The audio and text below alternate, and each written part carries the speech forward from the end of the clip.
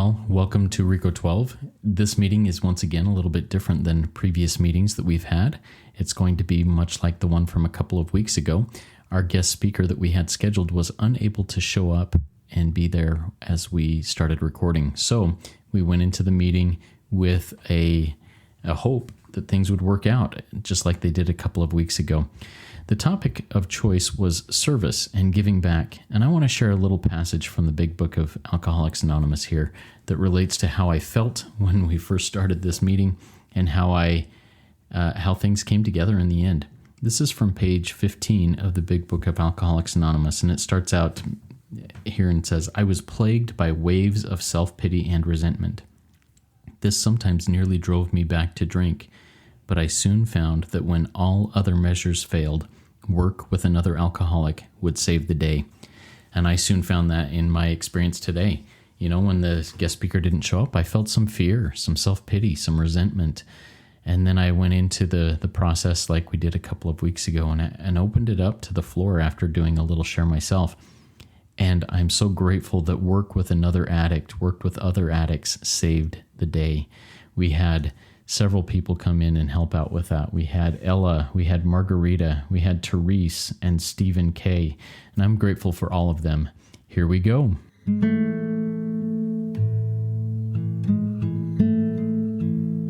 Welcome to Reco12. My name is Justin, and I am a child of an all-powerful and all-loving God and a recovering addict, and am blessed to be the host of this meeting and podcast.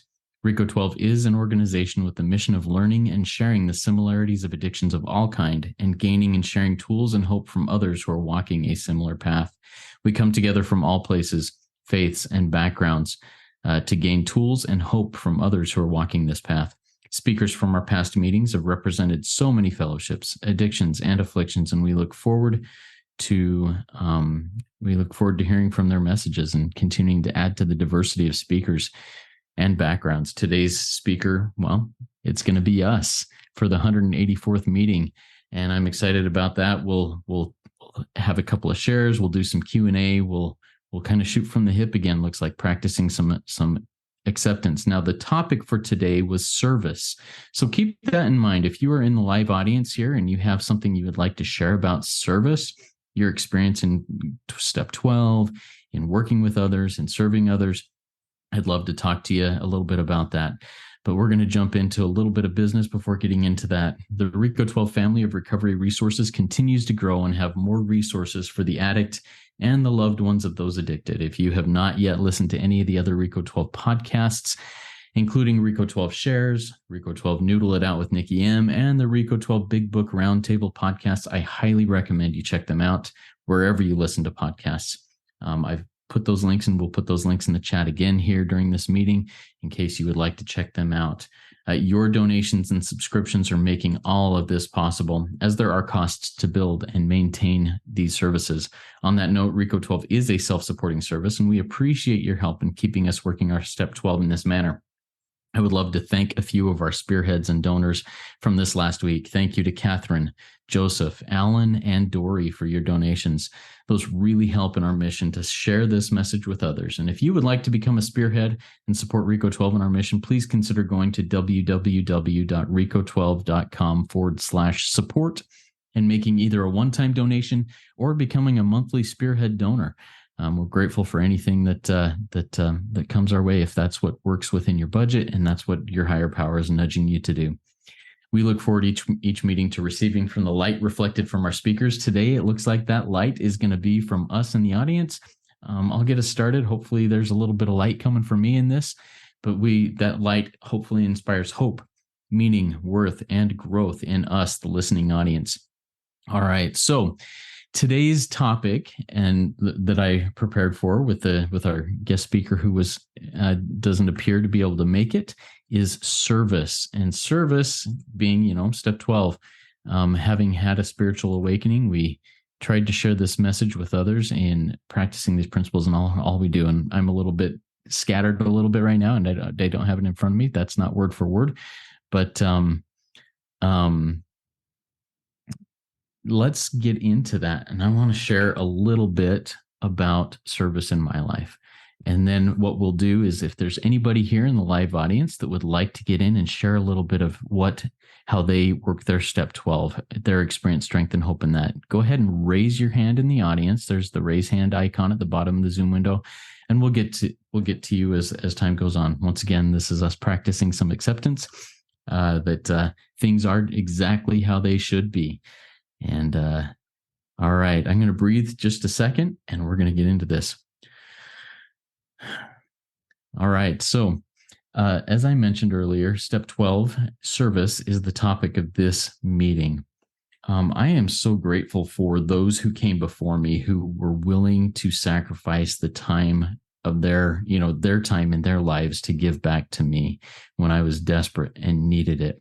And I remember, and I've shared this in a couple of instances, you may or may not have heard this before, but when I first went through the steps with my sponsor, we got to step 12. We've quote unquote finished. I quote unquote graduated. And he said, okay, Justin, it is now time for you to start sponsoring someone else.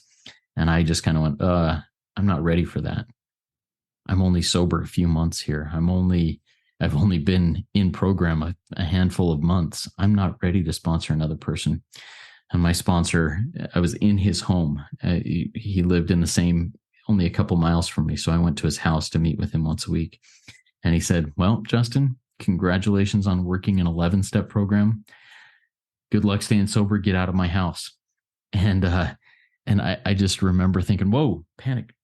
Man, miracles are happening. I don't want it to stop. I'm not ready, but what do I need to do? And I said, just kidding. Okay, let's do this. I'm just going to be relying on you to help me with that. And he goes, that's fine. I'm here. I'm your sponsor. I'm here to help you. And he started me sponsoring right away. I immediately picked up a couple of sponsees and started working with them and going through it. And I'm just grateful for the time that he sacrificed to give to me and the example he set for me to give back to others in step 12. One of the concepts of giving back is that, and one of the truths that I have learned in my own recovery is that I get more than I give when working with a newcomer, with somebody who is working the steps. We learn, well, I've learned this from experience, that when I share with another, that oftentimes what they share back, or what I hear coming out of my mouth, is something that I learn from.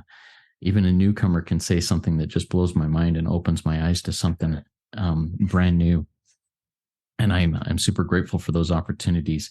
For those who are just coming in now, our guest speaker today was unable to make it. And so we're doing kind of what we did a couple of weeks ago, I think 3 or 4 weeks ago, when we had a similar situation. If you in the listening audience have something you'd like to share about step 12, about service in your recovery life and how you apply to that, just raise your hand within the audience. I'll bring you in. Remember, this is being recorded. But if you heard the episode from a couple of weeks ago, I think there's some really good stuff. So anyways, another thing I want to share about in regards to the concept of service is, as I first started in the rooms of recovery, and September marks 10 years that I first came into the rooms, I had no idea. Well, my only goal was to get sober, to stay sober, to fix the mess. Well, my thought was to fix the mess. And, in 12 weeks, I will have gone through these 12 steps, and then I graduate and I go off and I live a normal life. I learned very quickly that was not the case. That this, if I am serious about recovery, this is a one day at a time for the rest of my life until I'm safely dead, is how my initial sponsor told me. I get to work this program every day, one day at a time, until I'm safely dead. And initially that brought a lot of hopelessness to me. I thought, I'm going to be stuck in this place forever. But the growth that has happened, anyways, where I was going with that, 10 years ago, I had no idea what my recovery life, what my life would look like 10 years later. I thought I hoped it would be that I was healed and never had to deal with these issues ever again. I hoped that I could just get on with my life and get back to some semblance of normalcy. I'm grateful that the semblance of normalcy today is me living in recovery and striving to practice these principles in all my affairs and everything that I do. Um, the concept, the step 12 concept, one of the big ways that I work step 12, yes, I sponsor others, but is in doing this service, this Reco12 stuff. And I'm not a communications major. I'm not a DJ. I'm not those people, but I am somebody who has always been able to communicate ideas and thoughts well. I've always been very curious and wanted to ask questions of people and understand where they come from and how things work in their minds. And so, a handful of years ago, and I'm not going to go back through the whole history of how Reco12 was developed, but handful of years ago, I started thinking, these things that I'm learning, I want to share, I want to record them somehow. And that eventually turned into recording a podcast, which eventually turned into a long form conversation podcast where I interviewed people. And after doing that for a while, I wanted to do something for recovery, and I turned it in. Well, I feel that God guided me to do this. And this is one of the big ways I work my step 12 and serve. So I'm grateful that, I'm sitting here with 20 some odd people sitting in a live audience as I talk about this, and it's a miracle to me. And as was mentioned last week, Reco12 has now been downloaded way over almost like 120,000 times now, different episodes. And if somebody would have come to me 10 years ago and say, hey, Justin, you're going to do something in recovery that, potentially 120,000 people are going to be affected by it in some way, shape, or another, I would have said, what? No.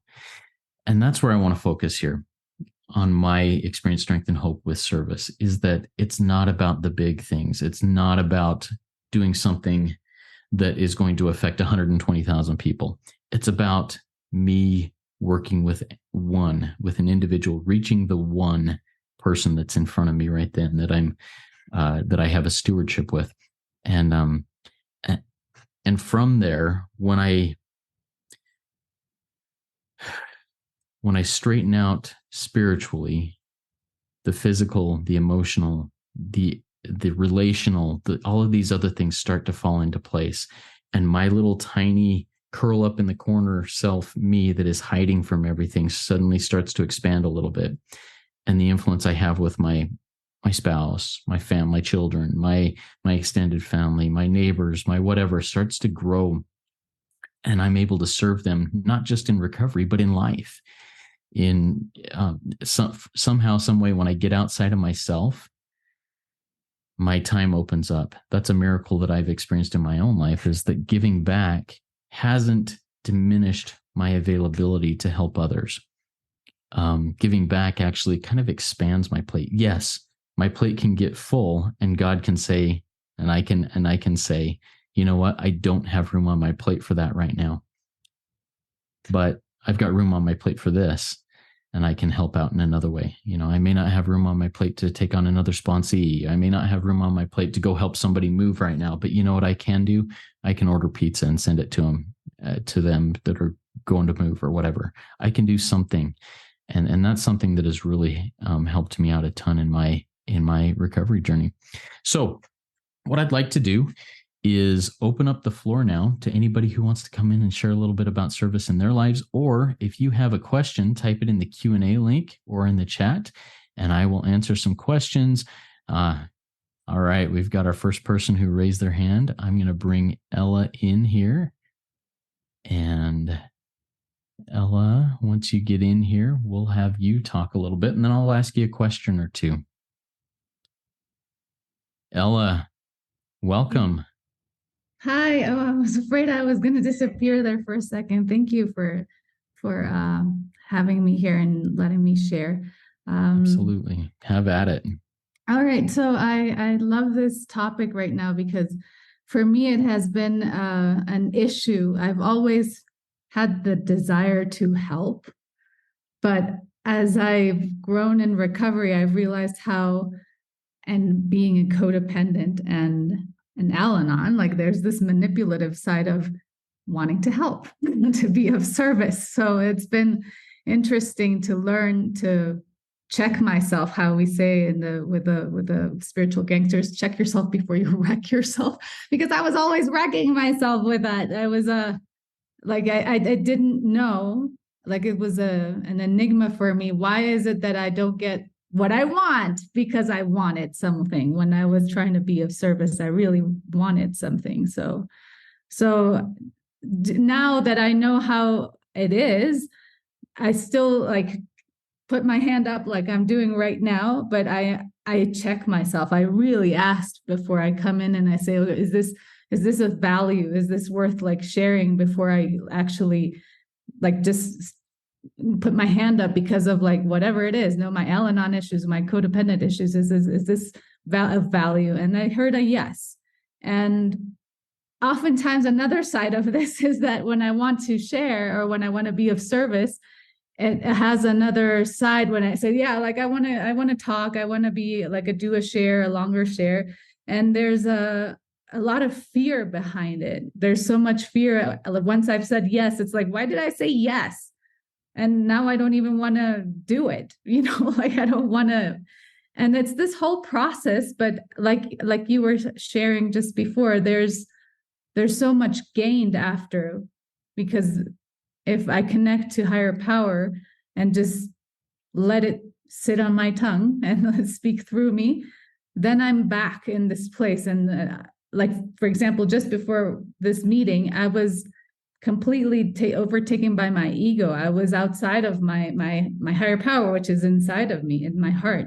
So I had to meditate, and then I saw, oh, this meeting is coming up, and so this is it. And I felt like back in this state of happy, joyous, and free. And then it's like, oh yeah, this is the right place. So service, like the big book says, like if it says it for sex issues, like if sex is so, I'm also not right now in big book talk, which is funny, like it's happening to everyone, like I'm jumbling up my words. But if sex is an issue, then just throw yourself more into helping others. So that's it. Like I've got the knowledge now, just put it into practice. And with that, I share and I pass. Thanks for Awesome. Thanks, Ella. Are you open to answering a question or two that I may have for you here?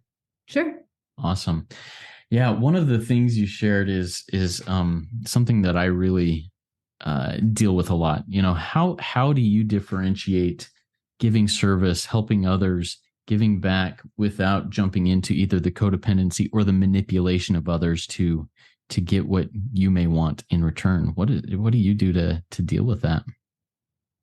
Well, for me, it's been a real like uh I've been teachable by mistakes. Like I've just, and not feeling good, like really reviewing after it. If I don't feel good, then I have to write an inventory. Like that's what I do, an inventory, and do outreach. And that's been my experience. Mistakes have let me know that's probably it for me. Like mistakes have made me understand much more than if I had not made them. And it's given me growth. So it's not fun, but at least if I learn the lesson well, I don't repeat it as like I don't fall on my face as hard anymore. Oh, I hear you there. And sometimes, hopefully I learned the lesson like what you said, so you don't fall on your face as hard each time. It hopefully is a little bit less of a fall each time. At least that's my experience. Thank you so much, Ella. I appreciate your willingness to share. And if there's anybody else out there that would like to jump in, we'll do that. Ella, I will now put you back as a participant. Thank you for your help and willingness. All right, we've got the next person in. Margarita, hang on just a sec. I will get you promoted to a panelist. All right. Margarita, if you want to come off mute, and if you want to, you can put your camera on. If you don't want to, you don't have to.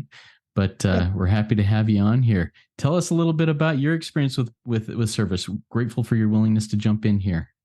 Thank you, Justin, and thank you for your beautiful service. I've been following Reco12 for a while now, and I really had gotten a lot of recovery here. And, I appreciate it. Thank God. Thank you. And what I would like to share about service is that sometimes it, as always, is in my mind what I think it should look like and what I really, might be able to do. And it's any little thing that I do, even sharing in a meeting, or when we used to be more like in on the present meetings, when we set up the chairs and we did coffee and we did all that and we put the literature out. And even if you thought that was small, it was pretty big, because for the newcomer, um, when I remember when I was a newcomer and I had no clue when I first walked into the rooms of Al-Anon. And I appreciate that so much, that I found the literature open in there to buy, and people to help me and to answer questions. So that is first. And then second, I am sponsoring one person right now. I wish, like in my mind, I wish I was sponsoring 20 people, 100 people, like I hear Nikki. But one at a time is also good, and it's good for me more than what I think is doing for them. Of course, it's a service for the person as well, but for me to do the steps again, it's for me to learn and for me to see myself in the newcomer, and to learn from my own mistakes. And thank you for talking about mistakes. I just made a mistake at work, and I don't like making mistakes. I don't like people to tell me that I made a mistake, and I don't take it well. I sometimes I need to do step 10s immediately, which I did. And I did like more than one step 10 on the same issue, on the same people sometimes, because it's me, and my addiction is about hurting myself. My mind is after me. It's not like after other people. So I have to watch that, and I have to watch what my body, my mind is doing to me daily. And in recovery, I learned that instead of ignoring me and ignoring what is good for me, and service is good for me. So thank you for letting me share. Absolutely, Margarita. Thank you for your share. I do have a question for you. You talked about, before, when almost all meetings were in person, we were present with other people and doing service, setting up chairs, making coffee, those types of things, literature type things. Now that many people seem to do more meetings virtually, like kind of like what we're doing right now, how do you find opportunities to serve in those types of meetings and those types of fellowships? I am the worst like at sharing, but I know the first sharing is service. But I get so shy or so afraid, like, what am I gonna say? I don't have anything in my mind right now to share. But sharing has helped me, and I'm trying to get out of that habit of not sharing. Like, that's why I raise my hand right now. So sharing is one. Offering, I used to do the note taker for one of the meetings in spiritual gangsters, and just staying after and helping. Now I am doing the two-way prayer host. I know how to do the tech. I know how to do chat in there, and I know how to do uh, the fellowship, or whatever they need me to do. I'm so grateful. Is a way of gratitude to do service. So I jump on those opportunities to do that, and they just trained me on being the host, and I had no idea that being the host implies so much concentration. And it's a big service for the people that have been doing it. So yeah, that's what I'm doing right now. And I have an sponsee also, and it's virtual. She's in Uruguay, and I am in the States. So what would we do without this media? And we have to use this media for good. Sometimes it's been used for defamation or for other stuff that are not good, but we have to use this media now for good. And our recovery gives us that chance. So thank you. Thank you for the question. Thank you, Margarita, and thank you for your service, international service, sponsoring someone in Uruguay. What a beautiful thing. I'll put you back in the attendees, and thank you so much. Thank you, Justin. All right. While I'm doing that, if there's anybody else who would like to jump in and share a little bit about their experience, strength, and hope on service, you're welcome to do so. If you would like to ask a question, just a general question, that we can address here, please feel free to do so by doing that in the Q&A link at the bottom of your Zoom window. One of the things that Margarita said there that I just loved, and I've experienced that, is, to the newcomer, when they come in and they see others sharing, when they hear others experience strength and hope, and especially when they hear another newcomer, maybe somebody who's only been in for a couple of weeks and is still just scraping away and white knuckle abstinence and just getting into the solution, they hear that hope and they hear that service given by somebody who's brand new. Somebody doesn't have to be through step 12 before they start sharing. In fact, please, when I go into a meeting and I hear a newcomer get in and listen for a little bit and see how things go and how they work, and then jump in and share and just say something like, I'm dying. I'm here because I can't get my stuff together and I'm dying and I just need help, and I see hope here. And every time I hear somebody say that, it just brings me hope. And I immediately, if I'm in a virtual room, will send them a direct message saying, hey, here's my phone number, let's talk. Or if it's in a face-to-face room after the meeting, I run up to them, I grab them, I say, hey, I'm glad you're here. You're in the right place. Let's keep coming back. All right. Does anybody have any questions or any other experience that they are willing to jump in and share? We've got a little bit of time here that we can fill, but this is always just a good time to get in here as we go through that. Let's see. As I'm waiting for anybody else or anything else, I'm going to. Something that was said earlier by Ella that I made a note of but didn't ask about. It's something that I had a sponsor. He wasn't a sponsor, a mentor of mine in recovery tell me once. He said, Justin, you're one who really likes to talk. You're one who always feels like you've got to jump in and say something. And most of the time it's good stuff. But you need to ask yourself a question. Do I have something to say, or do I have to say something? Sometimes I'm uncomfortable with the silence and I feel like, I have to say something. But if it's just me saying I have to say something, it may not be super helpful. But if I ask myself the question, do I have something to say? And basically ask God that question, do I have something to say here? And if so, it can come in and I can say something that is hopefully of value, hopefully reflects the light that inspires hope, worth, meaning, and growth in our lives. As I always say at the beginning of these things, that's kind of one of I'm going to go there. One of my mottos in my personal life that I carry over into my recovery life, and it's something that I have worked on. I've worked with others about to try and narrow this down. My reason why is that I strive to inspire people to see their own worth, and I do that. I try to seek guidance from my higher power so that I can reflect light, which inspires hope, meaning, worth, and growth in others. Now, do I always succeed? No, but I'm grateful to have that focus in my life. And I think that's something that helps me keep a service. Well, it helps motivate me to be more service oriented. I'm still very naturally selfish. I'm still very naturally want to do what I want to do.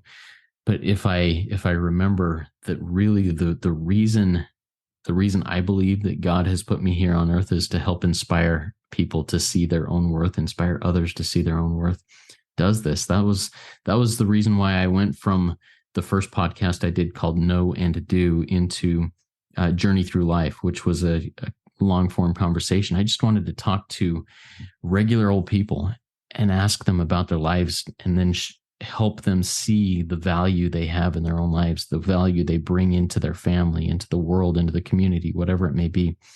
And as I've done this Reco12 now for 180, I think this is the 184th meeting of it.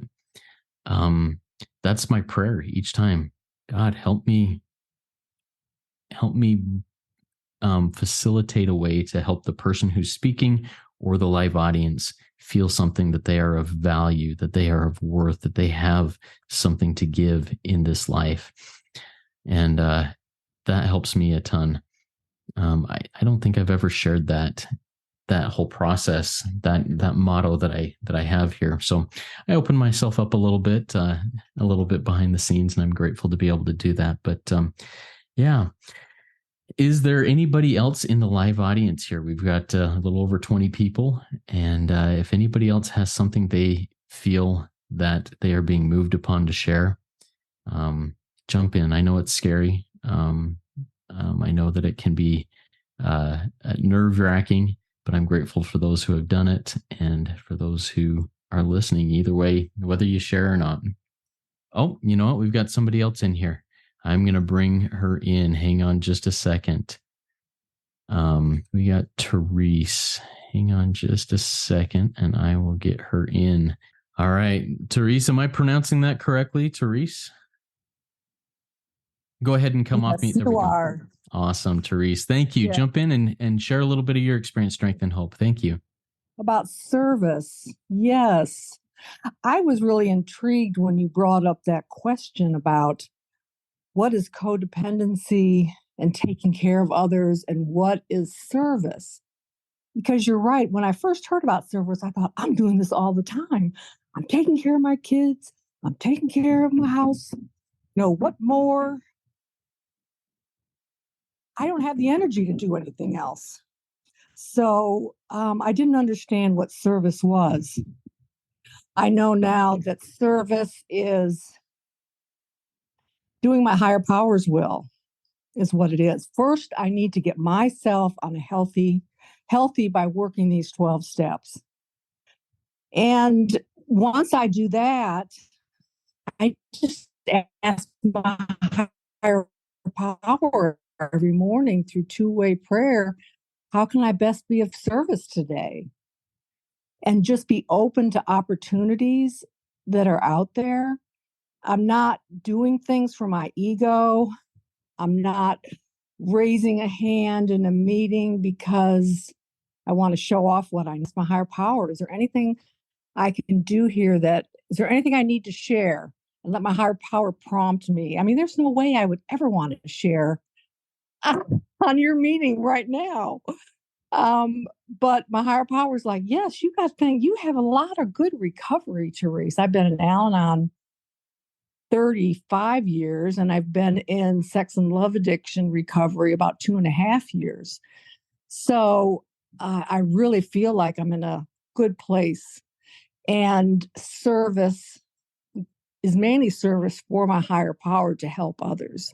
I really think that is what the point is, for me to show the love higher power is showing to me, that I show that love to somebody else so that I can lead them to their higher power. I feel like that's one of the things of service, especially sponsoring, is I want to lead the sponsee by the hand to their higher power and deposit her there.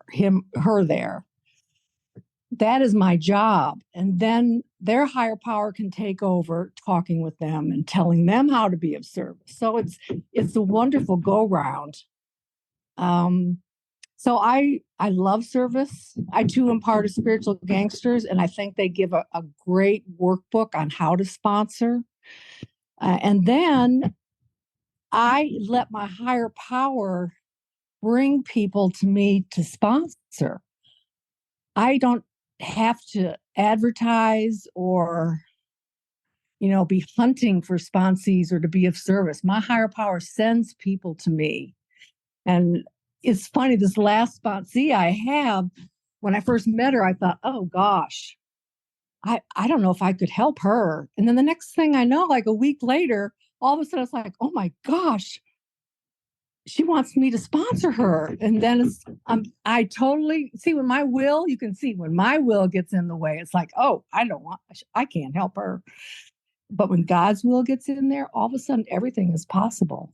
And it's like, well, of course, if my higher power wants me to sponsor her, of course, I'll be happy to. So that's my take on service. Beautiful. And thank you for being willing to jump in, Terese, and share that. I love that concept that you shared. I don't, for me is what you shared. I don't have to go out searching for a sponsee. My higher power brings that sponsee to me. And you shared a beautiful example of that. What a beautiful thing. Thank you for sharing, Terese.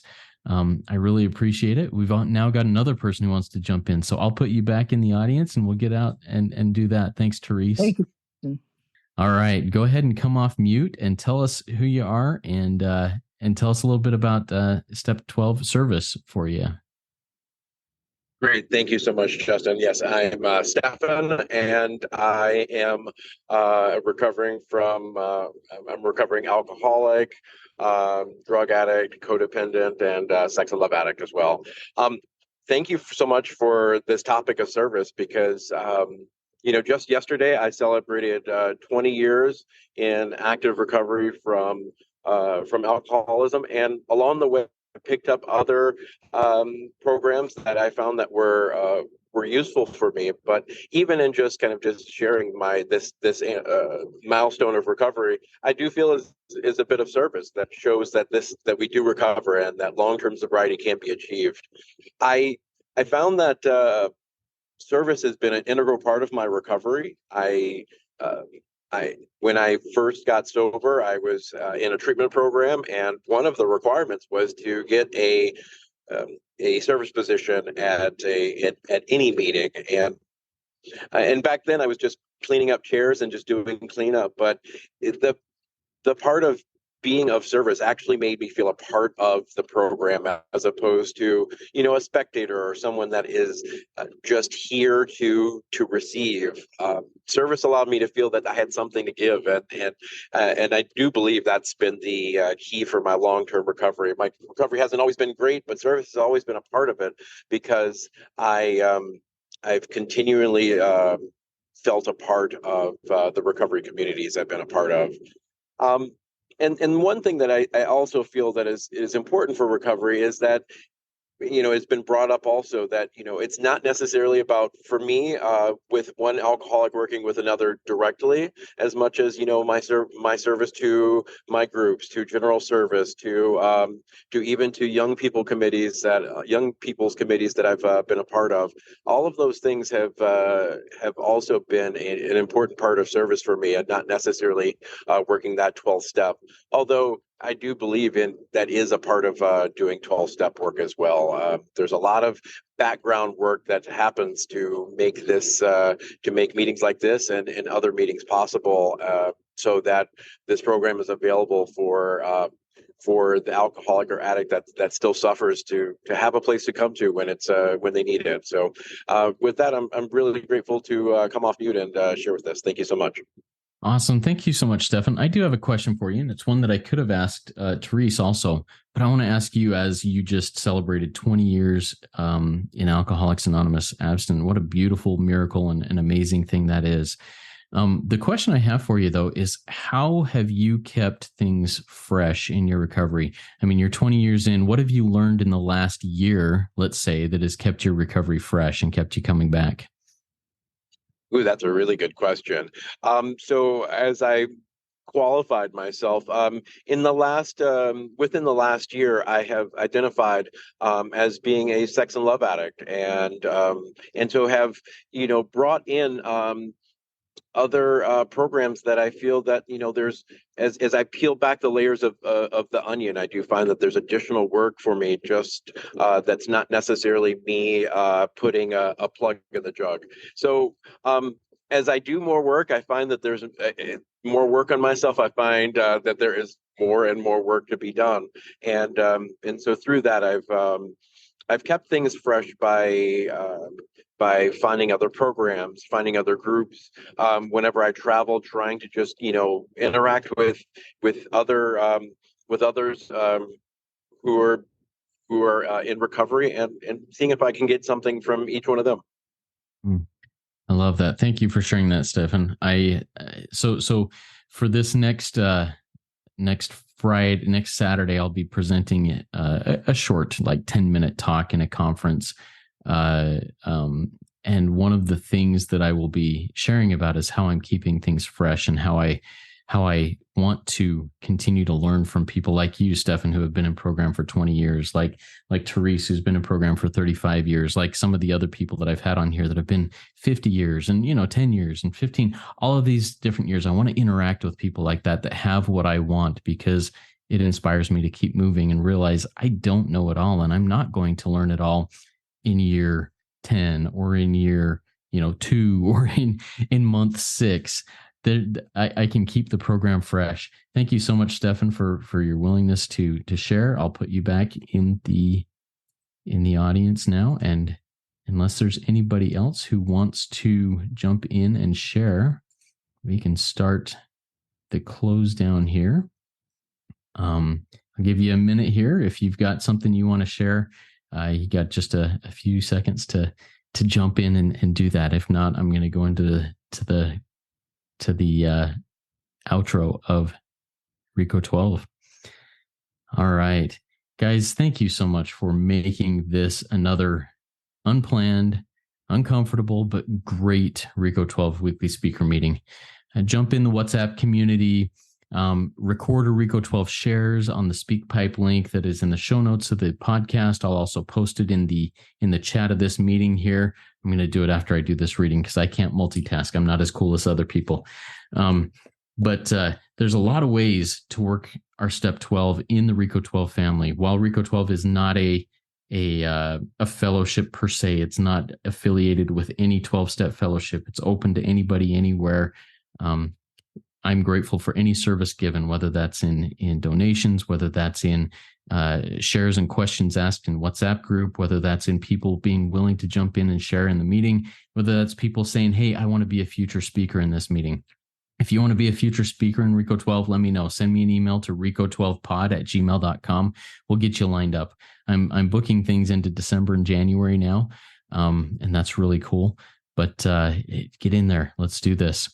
Next week, we'll be doing things a little bit different again. As I alluded to earlier and said earlier in the meeting, I will be, I have been invited to participate in the SA Lifeline conference as a volunteer and as a speaker next weekend. So travel and preparation meetings will make our normal meeting time next week impossible. Gratefully, our speaker next week, David F. from the UK, was able to adjust and work with me on that. And we'll be going live on Tuesday, September 5th at 11 o'clock a.m. Eastern time. We'll go live. We'll have a meeting like this live on Tuesday at 11 a.m. Eastern. And then I'll release the recording of it normally as I would on the podcast on Friday. And we'll do that next week. Now, David will be speaking to us. His talk is entitled Cross Addiction is My Story. And I'm excited to hear about this. This is somebody I've spoken with a couple of times, and I'm excited about it. It's his first time doing something like this, and he's a little bit nervous, but man, he's going to do an amazing job. Now, if you're interested for whatever reason in checking out the SA Lifeline Conference, whose theme is Come Heal With Us, a community focus on recovery from the effects of pornography, sexual addiction, and betrayal trauma, I'll post a link to that here in the chat in the show notes, and it'll also be there on the podcast. It can be attended in person or virtually. If you have questions on that or anything else Reco12 related, please send an email to reco12pod@gmail.com. I'm happy to answer those questions. Now, we're going to launch into the rest of our day with the Serenity Prayer. Yeah, I'm going to do the Serenity Prayer. That's the one that was asked to do by our initial speaker, and I'm still going to do it. God, grant us the serenity to accept the things we cannot change, like this meeting that went differently than I planned. Courage to change the things we can, like those who stepped in and shared their experience, strength, and hope and made this meeting a good one, and the wisdom to know the difference. Thy will, not ours, be done. Amen. All right, everybody. There's one who has all power. That one does amazing things. That one is God. May you find God now. Keep coming back. Let's trudge this road of happy destiny together. Work it. You are worth it.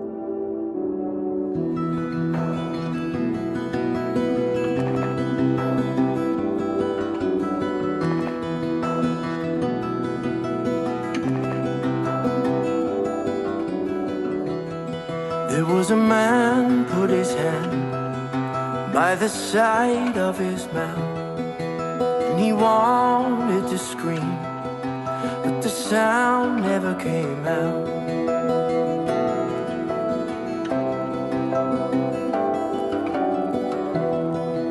So he reached for the bottle to wash the pain away, 'cause what he wanted so badly was to live a different way.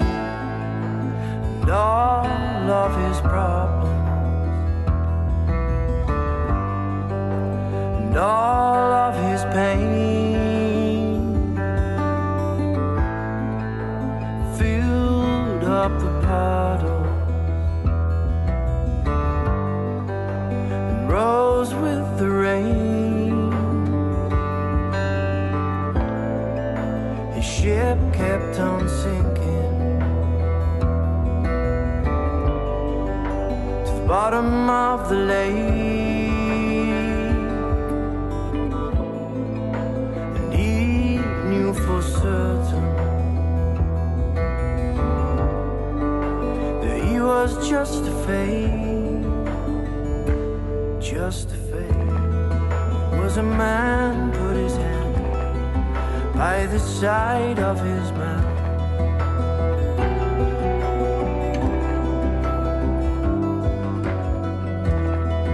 and he wanted to share, but only lies ever came out.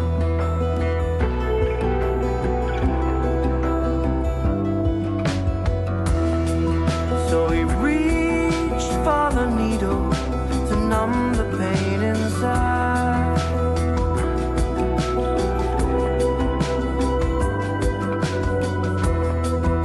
and the truth that he yearned for shriveled up and died.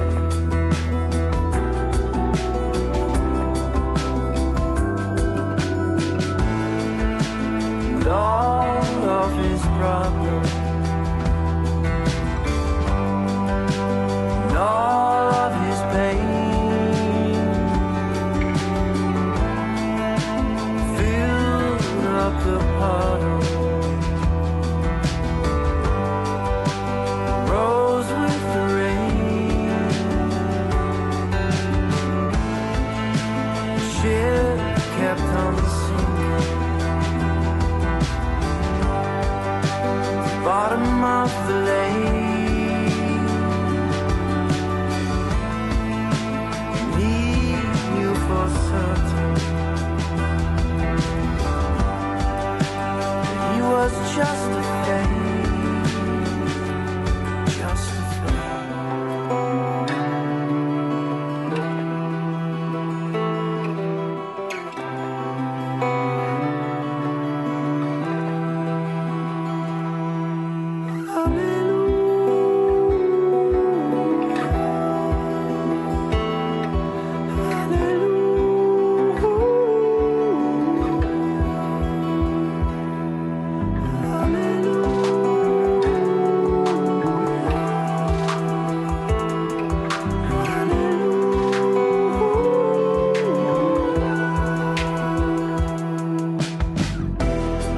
There was a man put his hand by the side of his mouth as he read from the book, only truth spilled out.